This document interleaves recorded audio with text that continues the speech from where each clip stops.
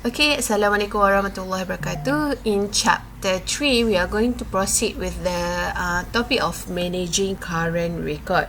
Okay, previously in chapter 2, you have learned about the field of record management. Okay, so under the record management, you have learned about the phases of records activity that have active, inactive as well as long-term record.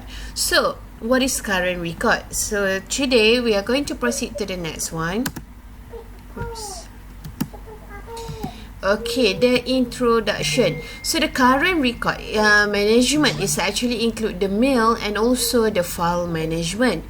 So the activities of mail management and file management are carried out in the registry of agency. Okay, so what is a registry? So in any organization, whether it is a public or private organization, they have this what we call registry. So registry is a unit within an organization that basically responsible for managing the record of the particular organization. And the exact function of registry may keep on changing within the time. So in other words, the registry ensures that there is a good flow of recorded information in organization, whether within the organization or from outside of the organization. Okay, so now we are going to take a look what are the functions of the registry. So this is one of the favorite question asked in your quiz or test. Okay, one of the function of registry is to house the entire series of records kept in a particular department. And to have intellectual control over the record. Number 2, dispatch and receiving all the letters. In other words, you receive whether the letters of mail within your organization or from your outside to your organization. And then usually when you have incoming letters, you ask them receive. Okay, I think you are familiar with this one. Okay, when you receive something, you will chop a receive, or in other words, chop terima of that letter. Okay. And then the next one is the next one. Okay, this is an example. Can you see this one? Terima. Okay, this is what we call chop receive. Okay, you stamp a receive when, for example, you are receiving the letter today, so we'll chop receive today. Today is what we call 19 April 2021.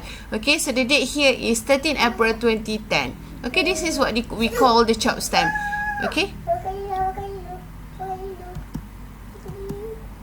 And then another function of registry is to monitor the movement of records of file. This one is to ensure that a file movement is properly recorded and returned to its registry at the right time. And then to ensure the action to be taken on a file is brought to the attention of the staff concerned. Okay, let's take a look on the letter previously. Okay. Okay, so this letter is referred to the Yang di-Pertua Majlis Pembandaran. And then sometimes you are sitting here, segera, there's a person who will in charge for this letter. Especially this one is for kewangan. Okay, that's the function. And then a registry keep track with record life cycle. You have learned previously in chapter 2 there are 5 phases of a record life cycle, started with creation, distribution, use, maintenance, and lastly is disposal. Okay, so for this one, registry keep track record life cycle, especially in physically segregate, okay, separate and isolate the file according to the record life cycle. You have 5, and then prepare an updated list of file to be destroyed.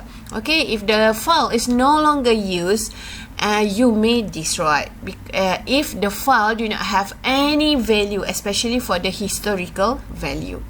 Okay, so Under the registry, you have learned this one during Office Administration 1, which is OBM 131. Okay, you have learned about centralized and decentralized. So for registry, you have centralized registry and you have decentralized registry.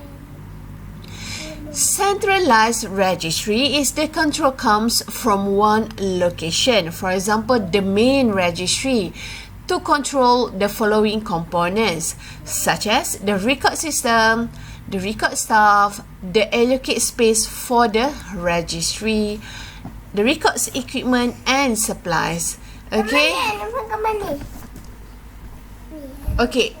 So, in centralized, I'm going to give you example of your ITM. So, your ITM, even though your ITM have a lot of branches, we have a centralized registry as well as decentralized registry. Why? Why? Because for centralized registry of your ITM, the UITM have the same system for the record system, for the record staff, the allocate space for the registry, and also record equipment and supplies. Okay, as you can see that all the students in your ITM, you are using the same portal for student portal as well as UFuture. So this database is using by all your ITM student as well as the your ITM staff. This is what we call centralized. So you need to know there are 4 components for centralized. Now we are going to know what are the advantages of centralized registry. So intellectual control over the records created because of uniform policy, direction, centralized mail operation, centralized messages, services, uniform classification scheme, uniform procedural practices, uniform file operation, uniform schedule, scheduling and disposal standards and practice. Okay, let's recap. The same thing goes to your student ID card number. You have the same with other UITM student for the whole Malaysia. Okay.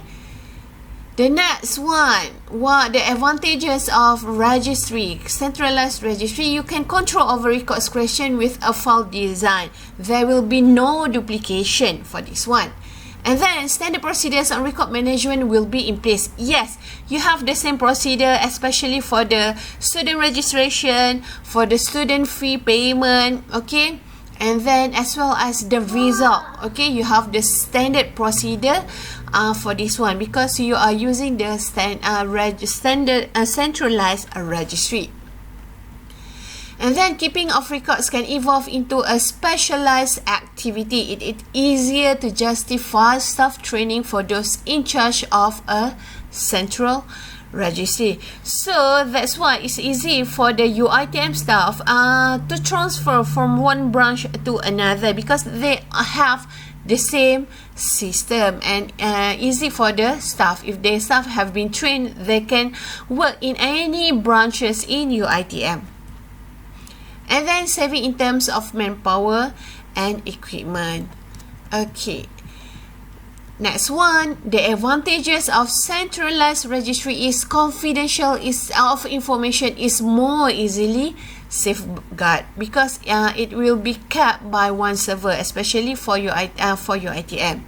Okay, and then information hogging, monopoly will be difficult.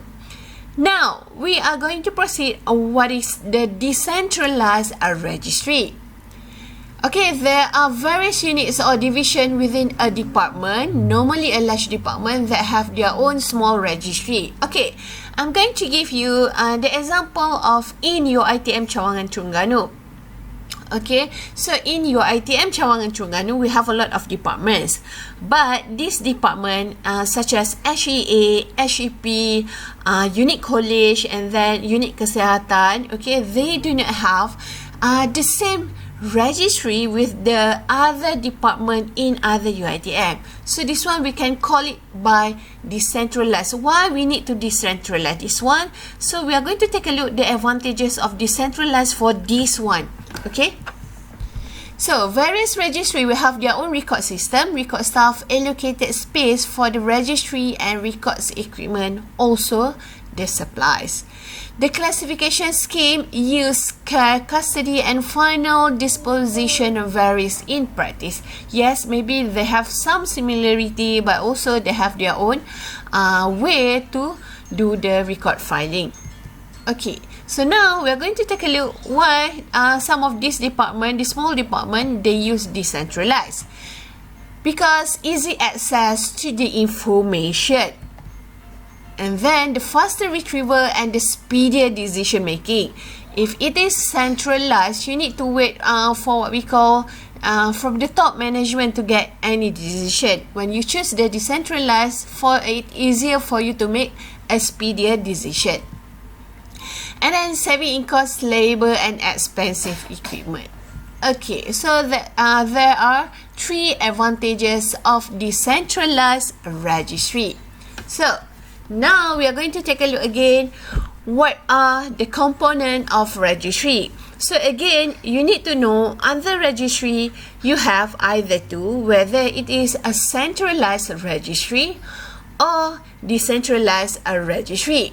So now all the chapter 3 that we are going to learn afterwards is about the component of registry, whether the mail room or mail management, or the file room or file management. So we are going to learn these two. So we are going to start with the mail room or the mail management first before we proceed to the file room. The mail management. Okay, the receiving, sorting, opening, routing, controlling and distribution of the incoming mail. Okay, so the collecting, sorting and distributing of paperwork coming from within the building or area served by the mail room. The collecting, preparing, sorting, controlling and dispatching of outgoing mail. Okay, so the mail management, in other words, you receive any mail, any letters from within your organization or from other department in your organization. Okay, you receive and then you sorting, you open the letter and then you control, in other words, you save, okay, filing the letter. Okay, we are going to learn about that one after this. Okay, so what are the mail management objective? The mail management objective is to provide a rapid handling and accurate delivery of mail throughout the agency at a minimum cost. Now, we are going to proceed to the mail room. So, what is mail room? Mail room actually a space of or room in agency allocated for mail management. Usually large department, they have the mail room. Okay, provide a vital service to the department or agency. And then when you have a mail room, the flow of mail, documents, file and other paperwork in 3 channels must be maintained.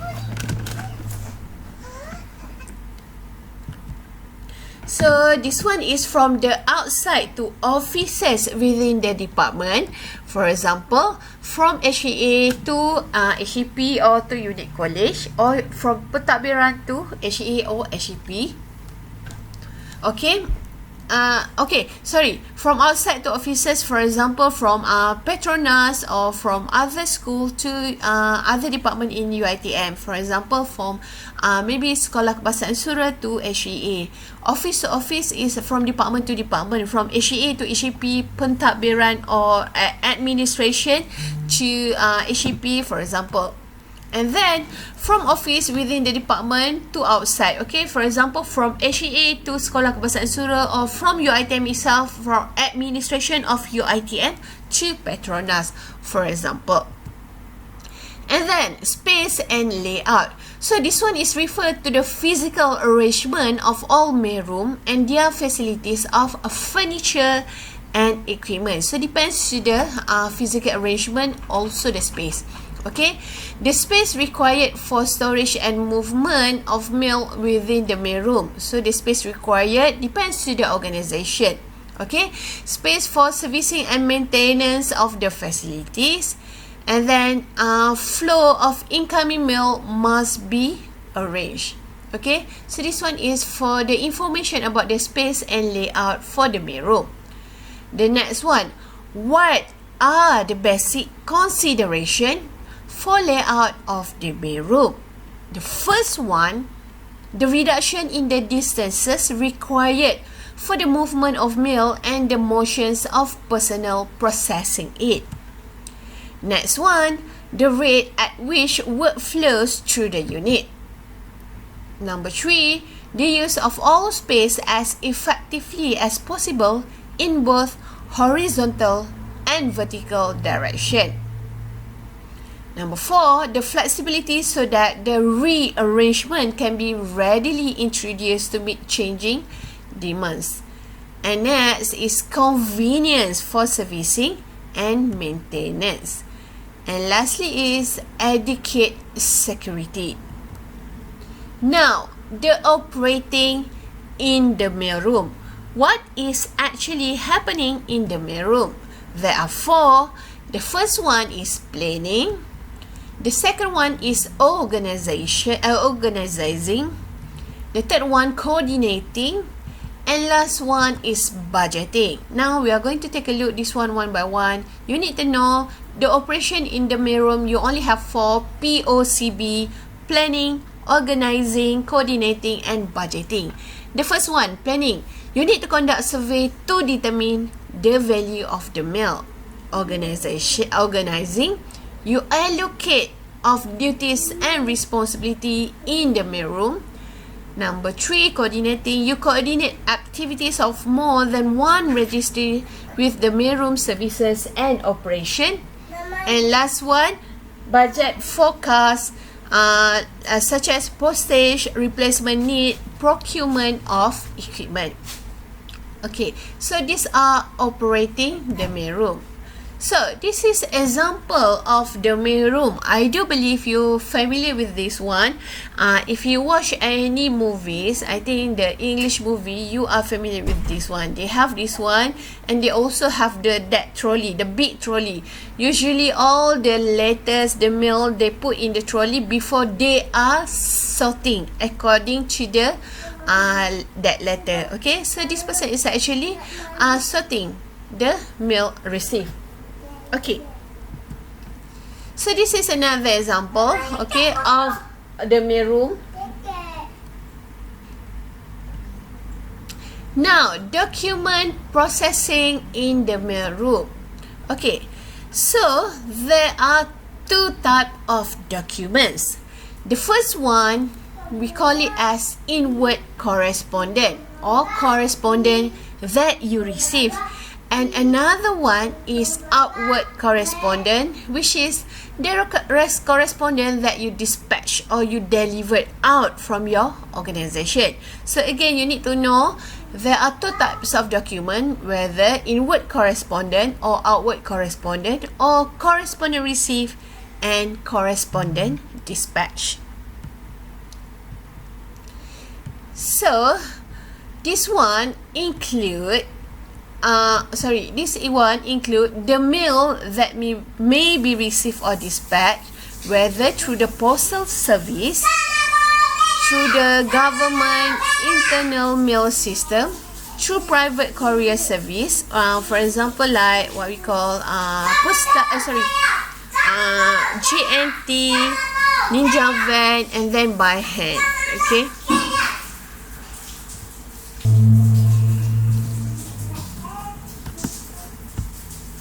Okay, next one. So, other form of communication in the inward and outward correspondent, for example, telegrams and telex. This is not the telegram that we have using, okay? Facsimile transmission, fax machine, email, and internet, okay? Next, okay, so the department will have to handle internally generated and circulated material such as reports, directive, forms, memoranda, and other internal minutes, committee minutes, and papers. Okay. So, correspondent usually in sequential chronological order.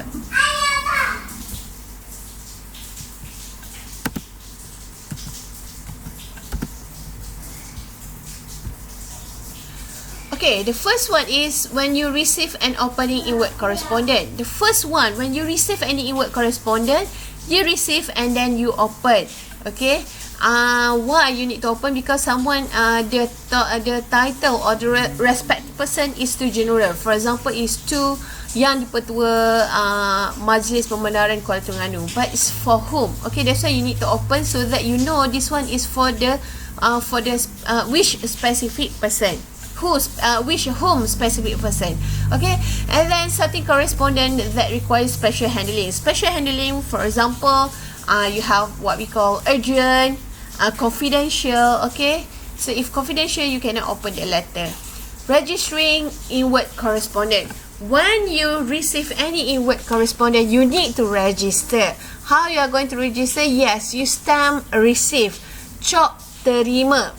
Okay, and then you put all the information in the inward correspondence. So that one we are going to learn after this. Okay, associating the correspondent for information or reply, and then preparing the reply, and then you dispatch outward correspondent, and then you need to file inward correspondent, and you need to have a copy of correspondent. Okay, for example, when you receive the letter, after you have used the letter, someone has replied the letter, you need to file the letter, the correspondent that you have received. But when you reply the letter, when you have an outward correspondent, you need to have a copy of the letter that you have been delivered out. Okay, so now this is what we call the receipt of inward correspondent. So what are the procedures? You need to know these are the procedures when you process an inward correspondent. The first one, opening and receipt by designated officer. Okay, designated officer, when you receive, you need to open or receipt. Okay, stamping with the date. Okay, you have the stamp receive or cop terima, and then you need to assign a serial number in a running sequence. For example, you receive the letter today, so 19042021, and then you have the code for your department. For example, HEA 333, for example. Okay, assigning a serial number, and then identifying and appropriately managing security classified and other confidential security. Okay, and then you attach other enclosures to the covering correspondent. If the correspondent have the enclosure, you need to attach with it. Okay, so the next one, what is the definition of a register? A register is a document, usually a volume, in which regular entry of data is made. And then in register, on the other hand, is a traditional system of document registration involve the entry into an inward correspondent registry. Say such the register take the form of ledgers, either bound or in loose leaf format. Okay, next one. What are the initial information entered by hand into the register? Okay, so when you register any inward correspondent, after you have following the procedure for inward correspondent, you need to register the initial information of that correspondent.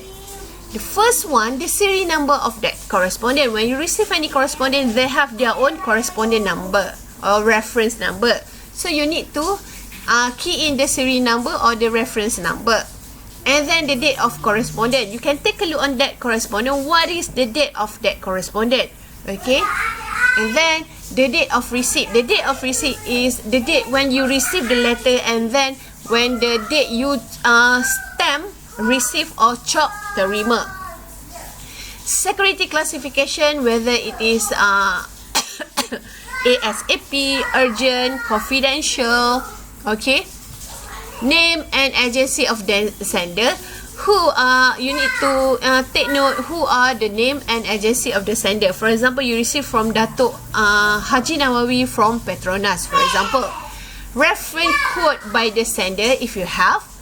And then the subject of the correspondent. Yes, you need to put what is the subject of that correspondent or that incoming mail. And then number or nature of any enclosure. Okay, if you have 3 pages of attachment or enclosure, you need to put the initial information about that enclosure or attachment. Okay, now circulation of correspondent. So new correspondence should be placed directly on the appropriate file. Circulation may be top down, from up to the lower, or from bottom up, from bottom to the up.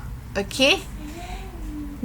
Okay. So we have completed about the inward correspondence. So now I'm going to go to the outward correspondence. So outward correspondence, you gain approval at appropriate level. Draft of outward correspondent. So these are the standing instruction of the outward correspondent. Text sent for typing should be clearly written. Information provided should include name and address of the intended recipient, any security or private marking, for example, private, confidential. Next one, the agencies and addresses file references. And then the name and of intended signatory, the number of copies required. Okay, so the computer operator or typist should use agency letterhead paper for the top copy of outward correspondence and should follow standard rule of style, layout and dating. Okay, let's recap. When you learn OBM 1-to-1, you have coding 2.5 for the letterhead. So when you receive I do believe you receive offer letter from UiTM, and then you can see there's a letterhead of UiTM or any letters. Okay, for example the contract for PTPTN. Okay, you also have the letterhead of that one.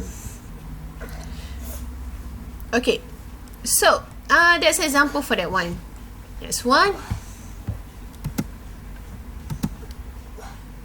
So after the letter has been checked and signed, all the copies should be sent to the registry together with inward correspondent, internal minutes, draft and relevant file. So in other words, when you receive incoming letter, you have go through and you know who are the intended person, and then you reply this letter. So when you want to reply this letter, after the letter have been signed, make sure you have a copy of that letter before you deliver the letter or the correspondent.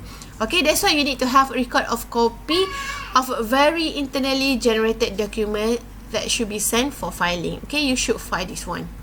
Okay, so the register of outward correspondent. So the register staff should register detail of outward correspondent other internally generated document. So what are the information of outward correspondent compared to previously you have known about the initial information of inward correspondent? So for outward correspondent, you need to have the date of correspondent, the date of that letter, the date of dispatch, whether you dispatch on the same day or another next day. Any security classification, private, confidential, general, urgent, okay? And then name or an institution of agency of the addressee, name of the person. For example, you are going to give it to Yang Bahagia Datuk Haji Nawawi from Petronas, for example. Okay, and then the main file reference of other file, which copies have been placed. Okay, subject of the correspondent. Yes, usually for a letter or mail, you need to have a subject.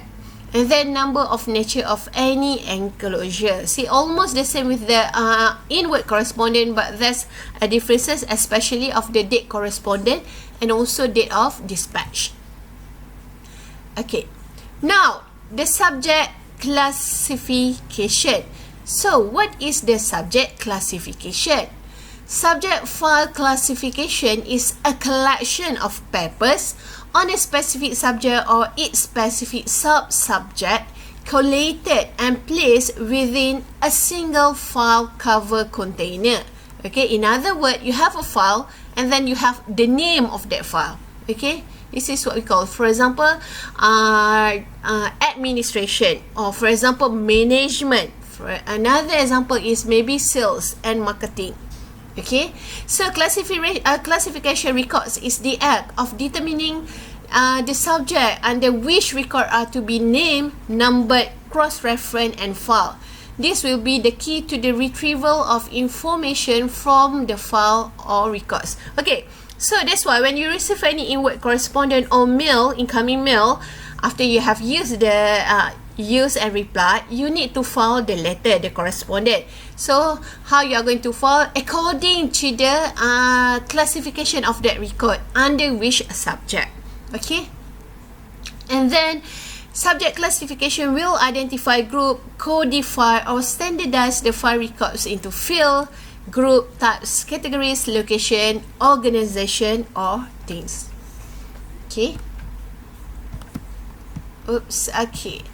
On the other hand, index. Sorry, I mislooked for this one. So on the other hand, index is a relative reference list of all keywords or topic which will coordinate this field, group, types, categories, location, organization, or things. For example, you have the topic of financial. Under the financial, maybe you have subtopic, for example, salary or sales or expenses. Okay, and then subject classification system. Under the subject classification system, you have two. The first one is administrative file. The second one, you have operational file. Again, I repeat, there are two categories of subject file under the subject classification system, whether it is administrative file or operational file. So, administrative file is the records of an internal housekeeping, and the operational files is the records created by a department or agency in carrying out of its main functional role.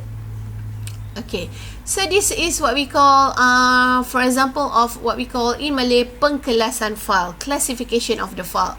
The first one, if you have the file urusan am, which is housekeeping, the code number will be between 100 and 500.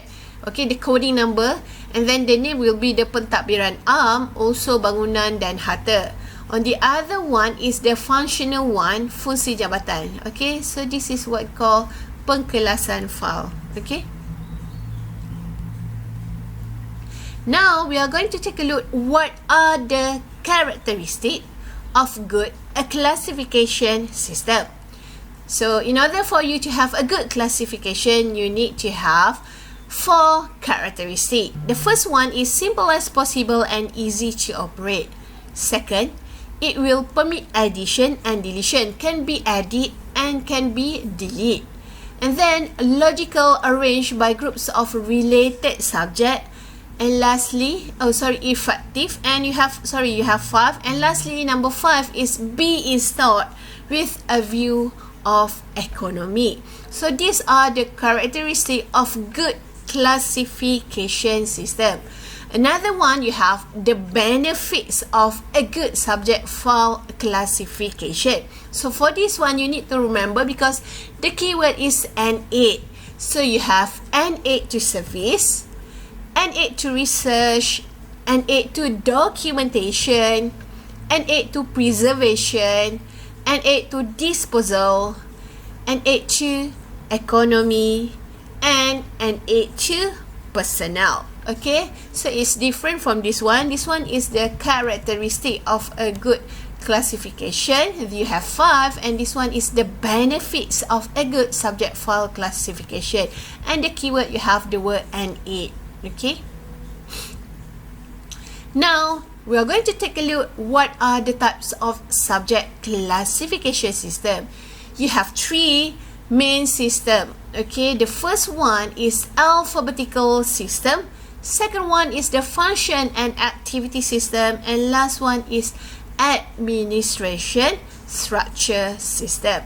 Okay, so again, subject classification system, you have three main system used: alphabetical, function and activity, and administration, structure, system. Will be ended with the word system.